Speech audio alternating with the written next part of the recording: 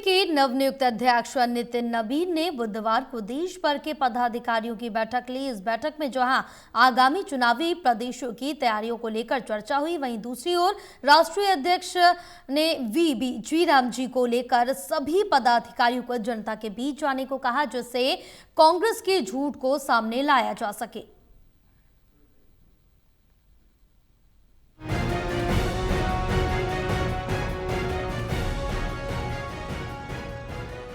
BJP के नवनियुक्त राष्ट्रीय अध्यक्ष नितिन नवीन ने कमान संभालने के बाद बुधवार को पहली बार सभी प्रदेश अध्यक्षों से लेकर वरिष्ठ पदाधिकारी की बैठक ली। बीजेपी मुख्यालय विस्तार में आयोजित हुई ये बैठक सुबह 11 बजे से शुरू होकर शाम 5 बजे तक चली। इस बैठक में सभी राज्यों के प्रदेश अध्यक्ष, प्रभारी और संगठन मंत्री मौजूद रहे। बैठक को पूर्व राष्ट्रीय अध्यक्ष जेपी नड्डा ने भी संबोधित किया।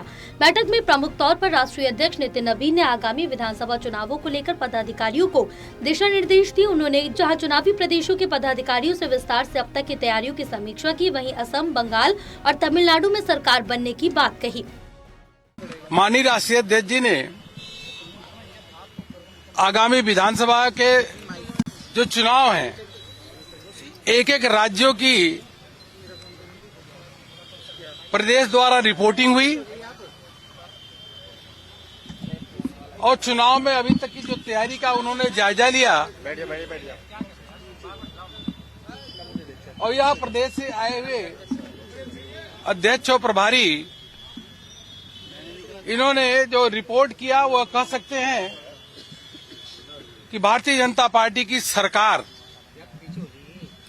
पश्चिम बंगाल में भी बन रही है, असम में भी तीसरी बार रिपीट हो रही है, केरल में भी भारतीय जनता पार्टी का बहुत बड़ा अच्छा प्रदर्शन हो रहा है, सरकार बनाएंगे।